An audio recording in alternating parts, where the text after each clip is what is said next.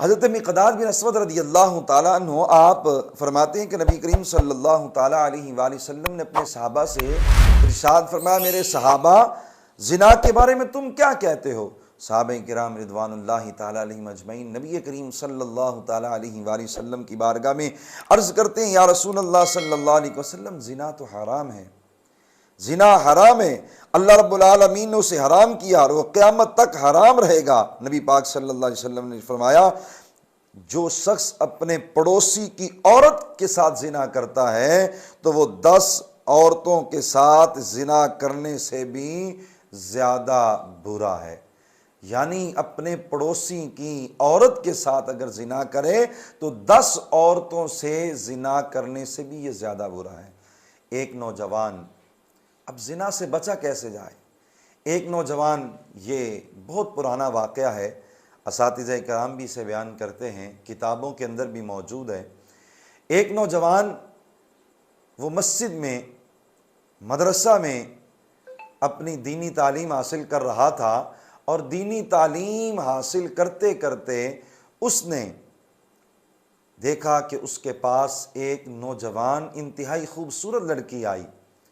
اس نوجوان نے جب نظر اٹھا کے دیکھا تو انتہائی خوبصورت لڑکی، اس لڑکی نے کہا کہ میں راستہ بھول گئی ہوں، میں نے کہیں سفر پہ جانا ہے اور میں راستہ بھول گئی ہوں اور رات ہو چکی ہے، مجھے آج رات اپنے پاس رہنے کا موقع دیجیے۔ اب وہ نوجوان چراغ کے روشنی میں اپنی تعلیم حاصل کر رہا تھا۔ اب ذہن میں خیال آیا کہ میں اسے اپنے پاس کیسے رکھوں، یہ اتنی خوبصورت لڑکی ہے، شیطان مجھ پر حاوی ہو سکتا ہے، لہٰذا اسے میں اپنے پاس نہیں رکھتا۔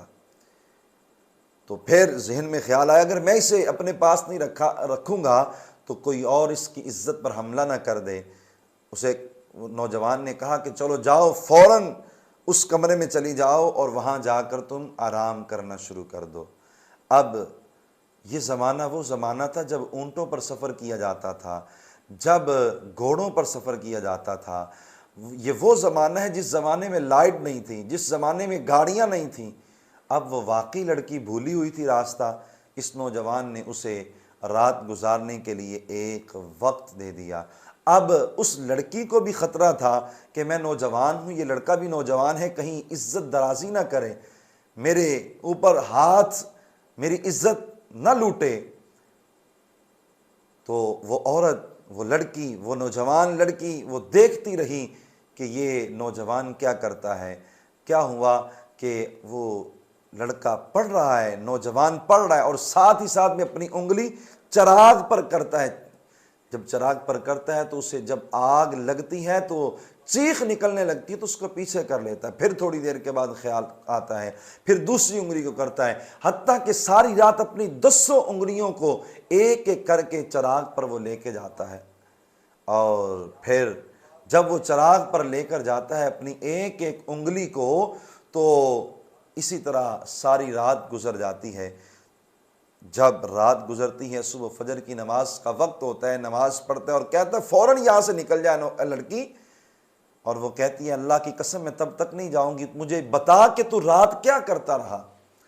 اس نے کہا میں رات یہ کر رہا تھا کہ مجھے شیطان ورغلا رہا تھا کہ نوجوان لڑکی تیرے پاس موجود ہے، کوئی دیکھنے والا بھی نہیں ہے، اس کی عزت لوٹ لے، لیکن میں اپنی ایک انگلی کو چراغ کے اوپر کرتا تھا کہ اگر میں نے اس آگ کو برداشت کر لیا تو پھر میں دوسری جہنم کی آگ جو ہے اسے ہی برداشت کر لوں گا، اور جہنم کی آگ اس دنیا کی آگ سے 70 گنا تیز ہے۔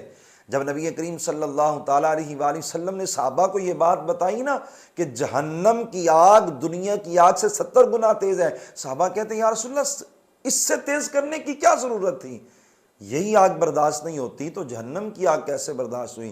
جب آقا کریم صلی اللہ علیہ وسلم نے یہ فرمایا نا تو صحابہ اس قدر روئے کہ آپ کے سینوں سے اس طرح آوازیں نکلتی تھی جیسے ہانڈیاں ابل رہی ہو۔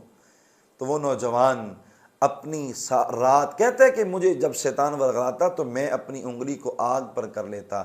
تو وہ کہنے لگی کہ تو نے یہ جو کام کیا ہے مجھے بڑا اچھا لگا ہے، اب میں جاتی ہوں۔ اور اپنے باپ کے پاس گئی اور باپ سے جا کر کہنے لگی ابا جان میں نے شادی کرنی ہے تو اس عفیف لڑکے سے کرنی ہے، اس نیک اور پاک باز لڑکے سے کرنی ہے۔ والد نے اس کے ساتھ شادی کر دی، نکاح ہو گیا۔